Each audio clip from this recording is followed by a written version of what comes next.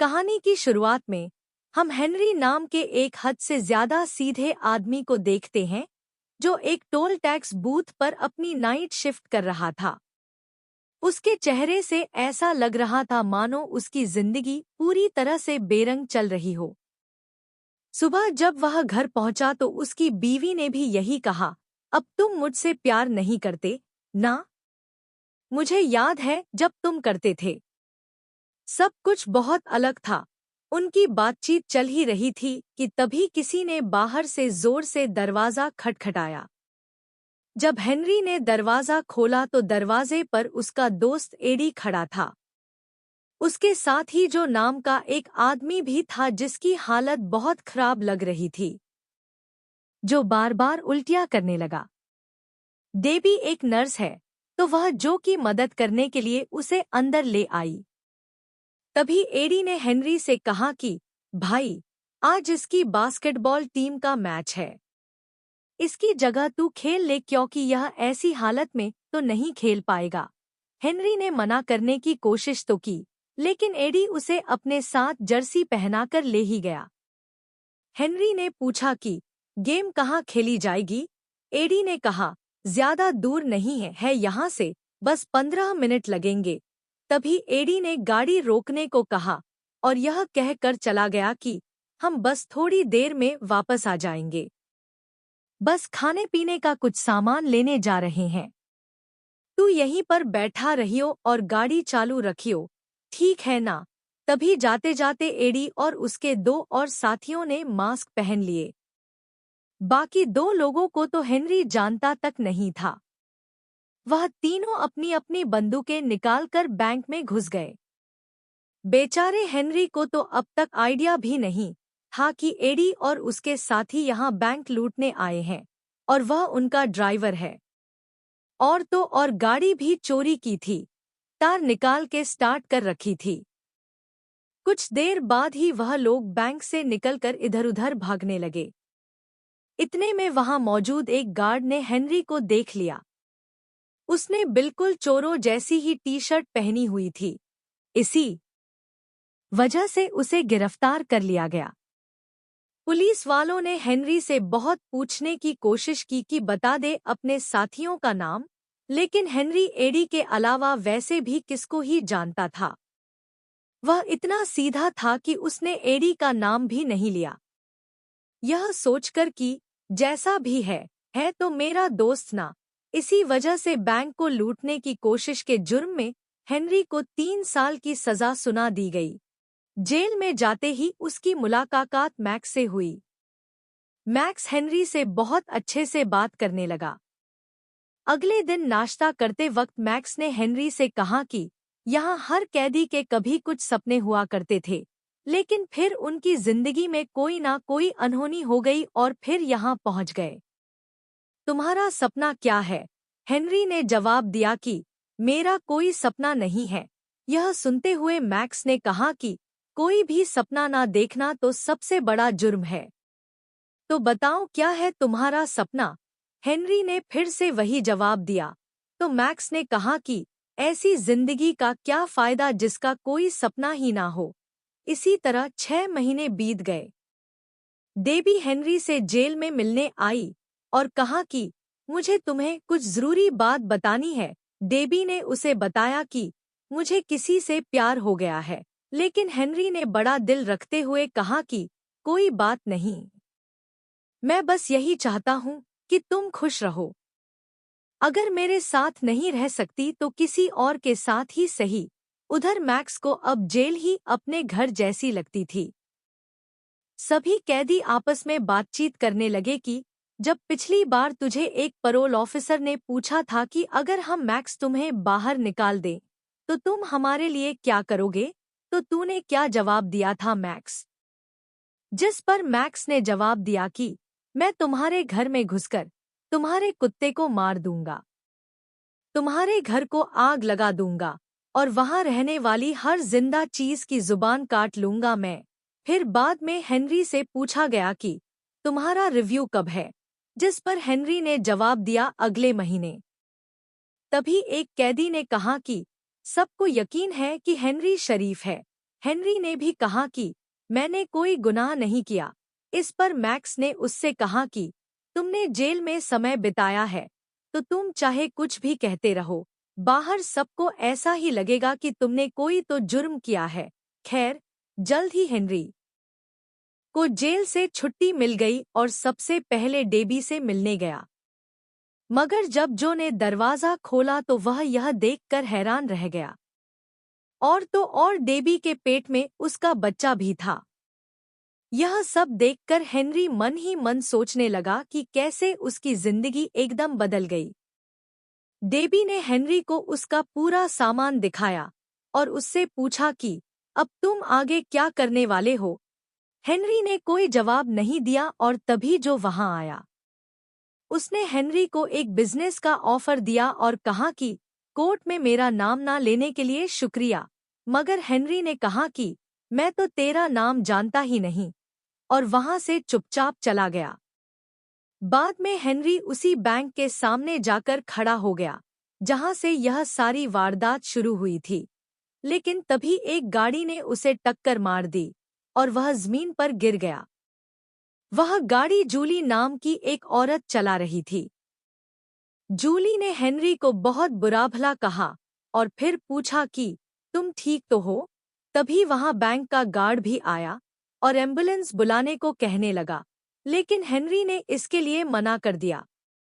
इसके बाद गार्ड उसे थोड़ा सहारा देते हुए साथ वाले कैफे में ले गया, जहां जूली भी उनके पीछे पीछे आई।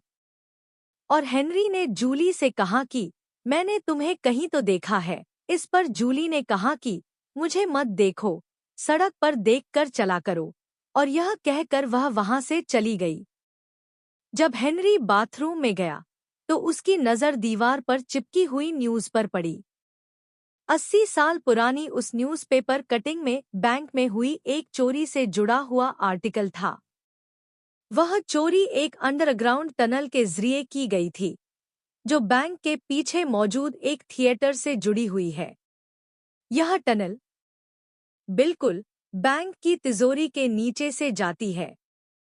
इसके बाद हेनरी सीधा मैक्स से मिलने के लिए जेल में चला गया और उसने मैक्स से कहा, मुझे अपना सपना मिल गया है। उस बैंक को लूटना ही मेरा सपना है, जिसके चक्कर में मैं यहाँ पहुँच गया हूँ। सजा जब काटनी है तो कम से कम चोरी करूं तो सही। मैक्स को कुछ समझ नहीं आया। तो हेनरी ने कहा, क्या तुम बैंक लूटने में मेरा साथ दोगे? मैक्स ने उससे पूछा, तेरे पास कोई प्लान है अभी कि ऐसे ही हवा में चला हुआ है तू? जिस पर हेनरी ने कहा, तुम चिंता मत करो, एकदम टॉप क्लास प्लान है मेरे पास। बस यह सब होने के बाद हेनरी थिएटर में चला गया और वहीं जूली भी अपने नाटक की रिहर्सल कर रही थी। जूली को नाटक करते समय उसका डायरेक्टर काफी डांटने लगा और कहने लगा, तुमसे नहीं हो पाएगा यह सब। जिसके बाद जूली गुस्से में कॉफी पीने चली गई। जाते जाते उसने हेनरी से कहा, कहीं तुम मेरा पीछा तो नहीं कर रहे? हेनरी ने मना कर दिया और उसके पीछे एक कॉफी शॉप तक चला गया। वहां कॉफी पीते पीते हेनरी जूलिया की एक्टिंग की तारीफ करने लगा। तभी जूली ने हेनरी से कहा, उस एक्सीडेंट की कंप्लेंट ना करने के लिए थैंक्स। और दूसरी तरफ जेल में मैक्स ने भी पैरोल अप्लाई कर दिया। कुछ सवाल पूछे जाने के बाद उसे भी छुट्टी दे दी गई। हेनरी ने मैक्स को पहले ही समझा दिया था कि ऑफिसर्स के सामने कैसे पेश आना है। जब हेनरी उसे जेल के बाहर लेने आया तो मैक्स उससे पूछने लगा, तुम्हारी गाड़ी कहाँ है? हेनरी ने कहा, मेरे पास गाड़ी नहीं है। दरअसल हेनरी पैदल ही मैक्स को लेने आ गया था। इस पर मैक्स भड़क गया, किस पागल के चक्कर में बाहर आ गया मैं? हेलो, वापस ले लो मेरे को, मुझे बाहर नहीं जाना। लेकिन जब हेनरी ने अपना प्लान मैक्स को बताया तो मैक्स ने हैरान होते हुए कहा, यही तुम्हारा प्लान है? सेम इसी तरीके से 80 साल पहले बैंक को लूटा गया था। और तुम्हारे पास बंदूकें वगैरह हैं क्या? लेकिन हेनरी ने इसके लिए भी मना कर दिया, ये कहते हुए कि मैं किसी को नुकसान नहीं पहुंचाना चाहता। इस पर मैक्स ने कहा, हाँ बे मदर टेरेसा, बहुत अच्छी बात है। लेकिन पिछली बार जब चोरी हुई, उसके बाद ये भी तो हो सकता है कि बैंक वालों ने तिजोरी की लोकेशन बदल दी हो और अब वह उस टनल के ऊपर हो ही ना। इस बात का पता लगाने के लिए उन्हें बैंक जाना होगा। बैंक में जाकर वह वहां के असिस्टेंट मैनेजर से मिले। उन्हें अंदर जाते हुए बैंक के गार्ड ने बहुत ध्यान से देखा। मैक्स ने बैंक के असिस्टेंट मैनेजर से बातचीत करते हुए बड़ी ही चालाकी से यह बात कंफर्म कर ली कि जब से बैंक को बनाया गया है, तब से उसकी तिजोरी को कभी भी अपनी जगह से हिलाया नहीं गया। उसने यह सब इतनी चालाकी से किया कि मैनेजर को घंटा शक नहीं हुआ, लेकिन गार्ड की नज़र अब भी उनके ऊपर थी। इसके बाद दोनों उस टनल की जांच करने के लिए थिएटर में गए। वहां जूलिया हेनरी को फिर से देखकर हैरान हो गई और इस बार तो मैक्स भी उसके साथ था। लेकिन तभी मैक्स बोल पड़ा, जब मैं जवान था तो मैंने यहाँ बहुत सारे प्लेस किए हैं। मैं हेनरी को यही दिखाने यहाँ लाया हूँ। आपको कोई एतराज तो नहीं अगर मैं थिएटर को अंदर से देख लूं? अंदर जाते हुए जूली ने मैक्स से पूछा कि वह कौन-कौन से नाटक यहाँ कर चुके हैं।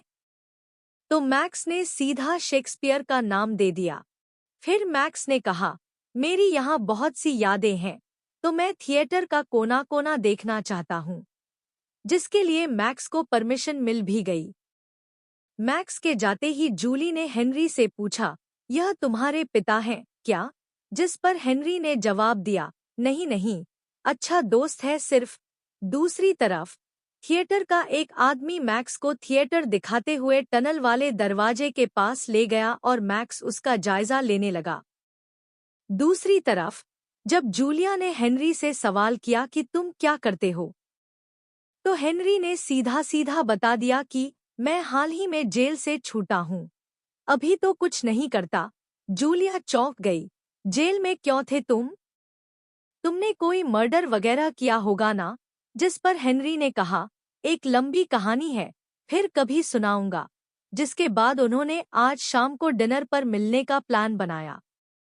घर जाकर मैक्स ने हेनरी को बताया कि वह टनल एक ग्रीन रूम की दीवार से जाती है, तो हमें कुछ भी करके उस ग्रीन रूम को हथियाना पड़ेगा। लेकिन हेनरी का ध्यान तो सिर्फ तैयार होने में था, क्योंकि जूली के साथ डेट पर जो जाना है, और उसने मैक्स से पूछा कि मैं कैसा लग रहा हूँ। तो मैक्स ने हंसते हुए कहा, हमेशा की तरह अपने जैसे ही लग रहे हो। और जाओ अपनी डेट एंजॉय करो, बाद में करेंगे प्लानिंग। उनकी डेट के दौरान जूली ने हेनरी को बताया, मैं बहुत बड़ी एक्ट्रेस बनना चाहती हूँ। मैं चाहती हूँ कि सब लोग मेरा नाम जानते हों। उनकी डेट के दौरान हेनरी ने जूली को पूरा सच बताया कि किस तरह उसे जेल हुई थी और अब वह सच में बैंक लूटना चाहता है। जूली उसका प्लान सुनकर हैरान तो काफी हो गई थी, लेकिन अब उसे हेनरी का साथ पसंद आने लगा था। फिर दोनों घर आ गए और अब उनके बीच की नज़दीकियां बहुत ज्यादा बढ़ गई। अगली सुबह हेनरी और जूली मैक्स के घर गए, मगर मैक्स जूली को देखकर खुश नहीं था। तो हेनरी ने मैक्स से कहा, टेंशन मत लो, यह हमारे साथ ही काम करेगी। लेकिन तभी मैक्स हेनरी को साइड में ले जाकर उस पर भड़क गया, तुमने इसे पूरा प्लान क्यों बताया? थोड़ी देर बाद खाना खाते वक्त जूलिया ने मैक्स से सवाल पूछा, तुम जेल में क्या कर रहे हो? जिस पर मैक्स ने बताया, मैंने कई खून किए हैं। इस पर जूली ने उससे पूछा, तुमने इतने सारे मर्डर किए, तुम्हें पकड़े जाने का डर नहीं था? इस पर मैक्स ने कहा, मुझे जेल जाना पसंद है, मेरी तो फेवरेट जगह है वह। थिएटर जाते वक्त जूली और हेनरी को आइडिया आया कि क्यों ना हम इस थिएटर में ऑडिशंस रख दें, इससे हम ज्यादा से ज्यादा वक्त यहाँ बिता पाएंगे। लेकिन कुछ देर पॉल मैक्स को आइडिया आया कि क्यों न जिस एक्टर का वह ग्रीन रूम है, उसको निकालकर हेनरी को वह रोल दे दिया जाए।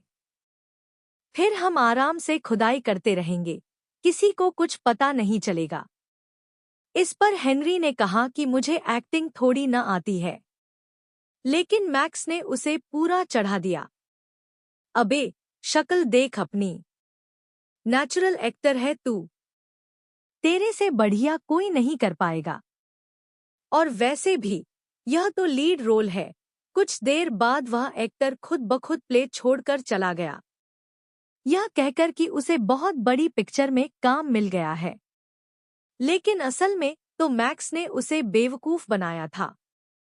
जब यह बात जूली को पता चली तो वह बहुत गुस्सा हो गई। तुम लोग मेरा करियर खराब करके मानोगे क्या? हेनरी ने ऑडिशन दिया और वह सिलेक्ट भी हो गया। अब उन्हें और भी आसानी होगी अपना काम पूरा करने में, मगर उन्हें 1-2 दिन में ही एहसास हो गया कि यह टनल का काम 2 लोगों के बस की बात नहीं है, और उन्होंने जो को इस काम में शामिल करने का फैसला किया। बहुत समझाने के बाद जो इस काम को करने के लिए तैयार हो गया। लेकिन सुरंग देखते ही जो बोला कि यह सब करने की क्या जरूरत है, तुम सीधा बंदूक लेकर जाओ और चोरी कर लो। इस पर मैक्स ने जवाब दिया कि तेरी तरह बेवकूफों वाली चोरी नहीं करनी हमें। धीरे धीरे काम चलने लगा।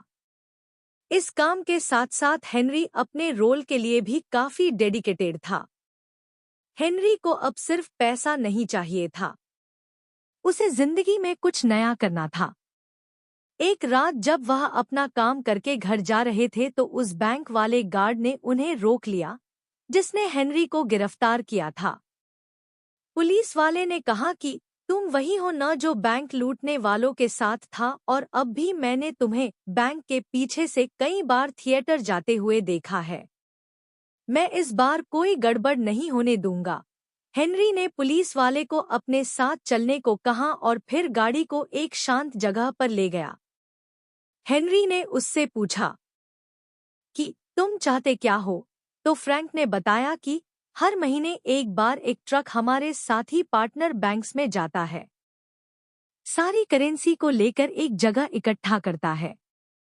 इस बैंक की तिजोरी में उस वक्त 100 करोड़ से भी ज्यादा रुपए रखे होते हैं। कोई बेवकूफ ही होगा जो बैंक को किसी और समय लूटने की कोशिश करेगा।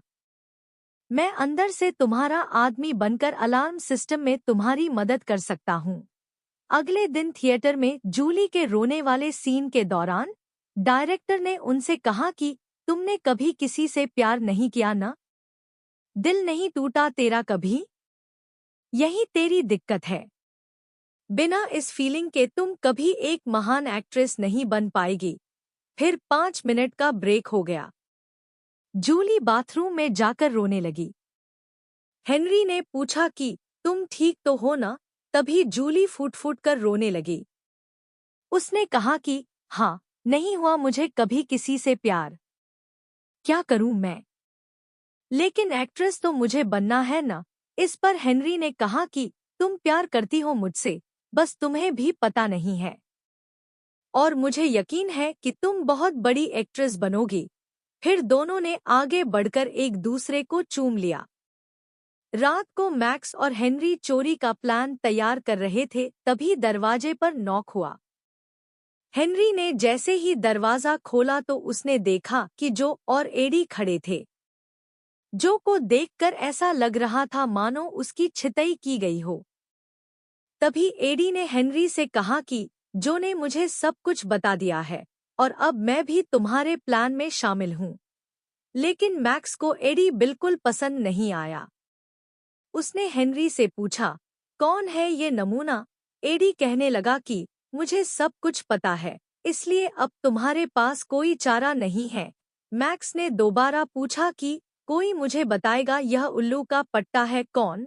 लेकिन एडी तिलमिलाकर कहने लगा कि मैं इस प्लान में अंदर हूँ और तू बाहर बुड्ढे। मैक्स ने उसे सीधे तौर पर वहां से जाने के लिए कहा, लेकिन एडी ने मैक्स को दोबारा से बुढ़ा कहकर चिढ़ाया। इस बार मैक्स को गुस्सा आ गया तो वह एडी की तरफ उसे मारने के लिए बढ़ने लगा, लेकिन हेनरी ने जैसे तैसे बीच बचाव किया। अगले दिन मैक्स और हेनरी थिएटर गए तो उन्हें पता चला कि उनका शो बस कुछ ही दिन में हो जाएगा और इस बात से वह दोनों परेशान हो गए। हेनरी ने कहा कि मुझे नहीं लगता कि अब हम चोरी कर पाएंगे। दरअसल वह भी अब जूली से प्यार करने लगा था। चोरी करके उन्हें यहाँ से भागना पड़ेगा, लेकिन अब वह जूली से दूर नहीं जाना चाहता। तभी मैक्स ने हेनरी को पकड़कर कहा कि तुमने मुझे जेल से बाहर बुलाया अपनी मदद करने के लिए, और अब तुम इस काम से मना कर रहे हो। मैंने अपनी सारी जिंदगी बस बातें करके निकाली है। मैं बहुत दिनों से जेल में बंद था। अब मैं बाहर आया हूँ तो कोई कांड तो करके जाऊंगा। रात के वक्त हेनरी और जूली एक दूसरे से मिले। हेनरी ने जूली को बताया कि हमें शो के पहले दिन ही बैंक को लूटना होगा और फिर मैं यहाँ से भागकर कैलिफोर्निया चला जाऊंगा। तुम्हें भी हॉलीवुड में काम करना ही है, तुम वहां मिलोगी ना मुझसे। मगर यह सुनते ही जूली का गुस्सा फूट पड़ा। उसने कहा कि अगर जाना ही था तो मुझे प्यार पर यकीन क्यों दिलाया? तुमने सिर्फ थिएटर में घुसने के लिए मेरा इस्तेमाल किया है। कहीं नहीं मिलने वाली मैं तुमसे। मेरी ही गलती है कि एक चोर से प्यार कर बैठी। देखते ही देखते शो का दिन आ गया और बैंक लूटने का भी। नाटक के डायरेक्टर ने सभी एक्टर्स को कहा कि आज तुम्हारा दिन है, जाओ और अपनी छाप छोड़ दो। अब हमारे पास सिर्फ 10 मिनट बचे हैं। तभी पैसों का वह ट्रक भी बैंक में आ गया, जैसा कि पुलिस वाले ने बताया था। हेनरी प्ले में अच्छे से एक्टिंग करता रहा और मौका देखते ही अपने साथियों की मदद करने चला गया। सब उनके प्लान के हिसाब से ही हो रहा था। पहले उन्होंने एक औजार की मदद से ईंटों की दीवार तोड़ी और बाद में एक बड़ी सी वेल्डिंग मशीन की मदद से तिजोरी के लोहे को काटते हुए वहां एक बड़ा सा छेद कर दिया। पुलिस वाले का इशारा मिलते ही मैक्स ने पहले ही तार काट दी थी, जिस वजह से अलार्म नहीं बजा।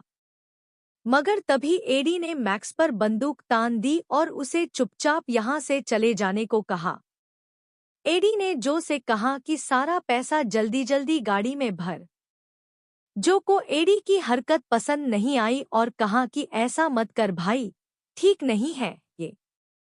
तभी हेनरी भी वहां पहुंच गया और एडी ने उसे भी डराने की कोशिश की और मैक्स को बंदूक से मार कर नीचे गिरा दिया, जो बार बार उसे ऐसा करने से मना कर रहा था। तभी मैक्स ने एडी के हाथ से बंदूक छीनकर उसे पीटना शुरू कर दिया। इस सब के दौरान गोली चल गई जो हेनरी की टांग को छूते हुए चली गई।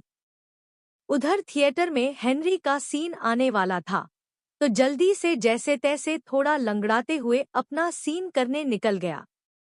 ऊपर एडी को बढ़िया तरीके से पीटने के बाद मैक्स ने उसके हाथ पांव और मुंह बांध दी और थोड़ी देर बाद हेनरी, मैक्स और जो सारा पैसा लेकर वहां से रफूचक्कर हो गए। हेनरी अचानक से गाड़ी रोकने को कहने लगा, जो और मैक्स को समझ नहीं आया कि वह ऐसा क्यों कर रहा है। उन्होंने गाड़ी रोक भी दी।